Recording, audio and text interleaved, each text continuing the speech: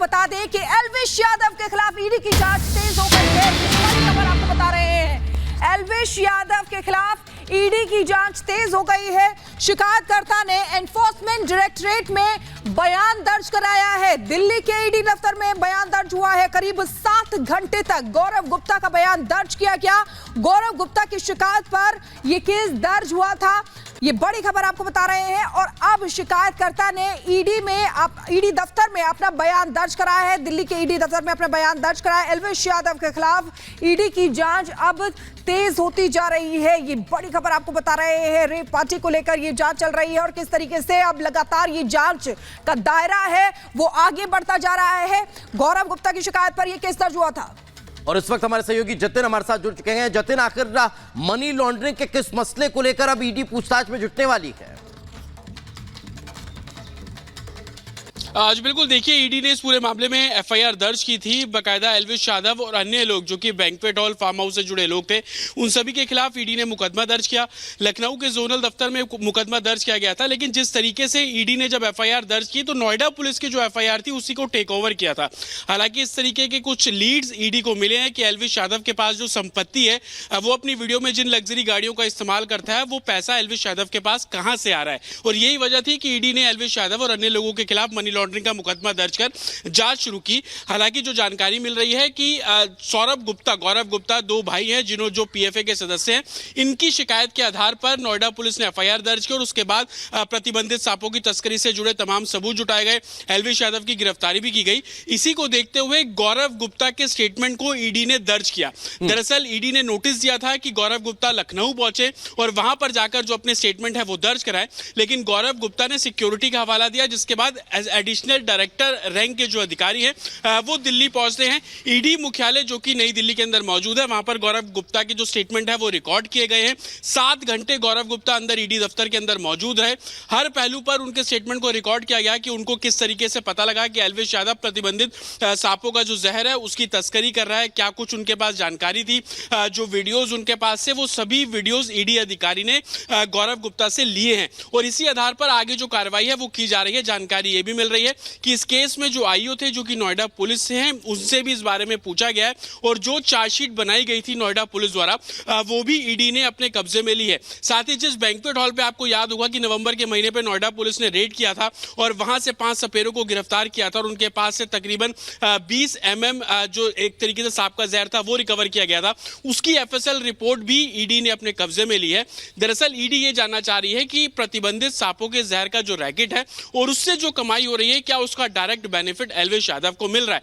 तमाम ऐसे सवाल हैं जो कि अभी जांच का विषय बने हुए हैं और ईडी का साफ तौर पर कहना है कि इस केस से जुड़े जितने और दूसरे लोग थे उन सभी को भी ईडी सम्मन कर रही है ताकि इस पूरे मामले की जांच गंभीरता से की जा सके। और जो मनी ट्रेल है, ईडी का काम है मनी ट्रेल को खंगालना, उस मनी ट्रेल को खंगालने की जो कवायद है वो ईडी द्वारा लगातार शुरू की गई है। अब जब गौरव गुप्ता के स्टेटमेंट को रिकॉर्ड किया गया है तो जाहिर सी बात है आने वाले दिनों में इस केस से जुड़े जो दूसरे लोग हैं उनके स्टेटमेंट को भी रिकॉर्ड किया जाएगा। साथ ही जिन लग्जरी गाड़ियों का एल्विश इस्तेमाल किया करता था वो किस सोर्स से आती थी, हर पहलू पर ईडी इस केस को इन्वेस्टिगेट कर रही है। जी बिल्कुल, चलिए बहुत बहुत शुक्रिया जितने इस तमाम जानकारी के लिए। यानी कि अब ईडी भी अब कहीं ना कहीं एल्विश यादव से लंबी चौड़ी पूछताछ करती हुई नजर आने वाली है। आगे बढ़ते हैं। पीओके में पाकिस्तान के विरोध में प्रदर्शन लगातार जारी है। पाकिस्तान से त्रस्त लोगों को भारत से उम्मीद है, तो इधर अपने ही देश में कई ऐसे सियासतदान हैं जो वक्त वक्त पर पाकिस्तान के पक्ष में अपनी आवाज बुलंद करते रहते हैं। ऐसे लोगों को मुख्यमंत्री योगी आदित्यनाथ ने 2 टूक जवाब दिया है। क्या कहा, इस रिपोर्ट में देख लीजिए। ये जो दहशत करती है,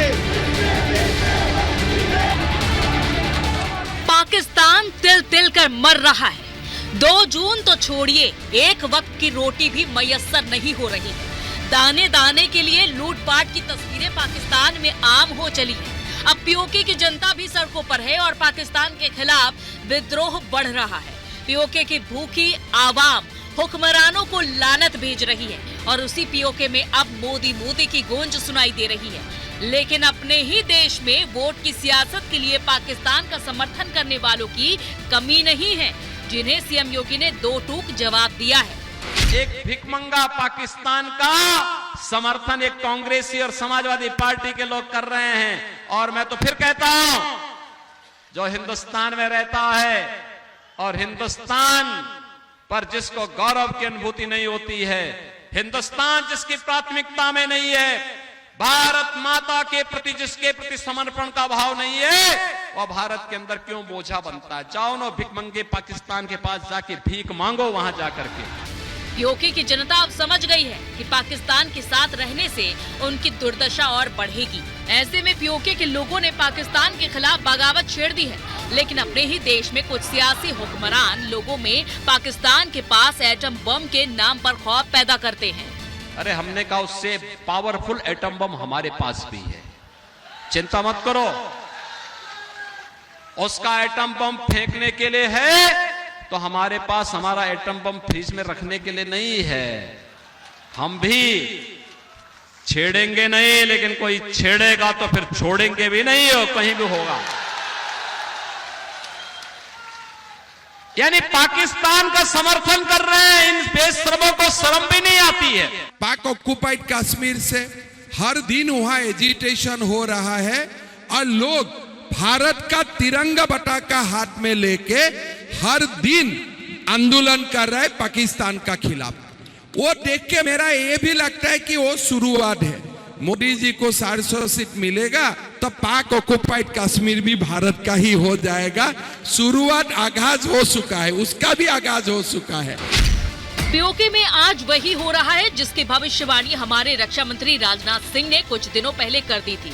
हालात यह है कि शहबाज सरकार की तरफ से 23 अरब के राहत पैकेज के बावजूद प्रदर्शन थम नहीं रहा। तो हम मानते हैं पीओके भारत का था, पीओके भारत का है, पीओके भारत का रहेगा। पीओके के लोग खुद ही डिमांड करेंगे। कश्मीर में जिस तरीके से डेवलपमेंट हो रहा है, जिस तरीके से अमन अमान की स्थिति जम्मू कश्मीर में पैदा हुई है और भारत जितनी तेजी के साथ आगे बढ़ रहा है, तो मुझे लगता है सारी स्थितियां जैसी बन रही हैं उसमें पीओके के लोग खुद ही कहेंगे कि हम भारत के साथ जाना चाहते हैं, हम अपने जम्मू कश्मीर के साथ जाना चाहते हैं। पीओके में पाकिस्तान के खिलाफ जो तस्वीरें हैं उसमें सबकी सिर्फ एक ही मांग है, पाकिस्तान से आजादी, पाक सेना की बर्बरता से छुटकारा। और इसकी वजह पाकिस्तान की कंगाली है जो खुद अपना पेट नहीं भर पा रहा। आटे के लिए लड़ाई हो रही है, लोग थैलियों में रसोई गैस भरकर ले जा रहे हैं। ऐसे में पाकिस्तान पीओके के लोगों का पेट कैसे भरेगा? Bureau report, Republic Bharat.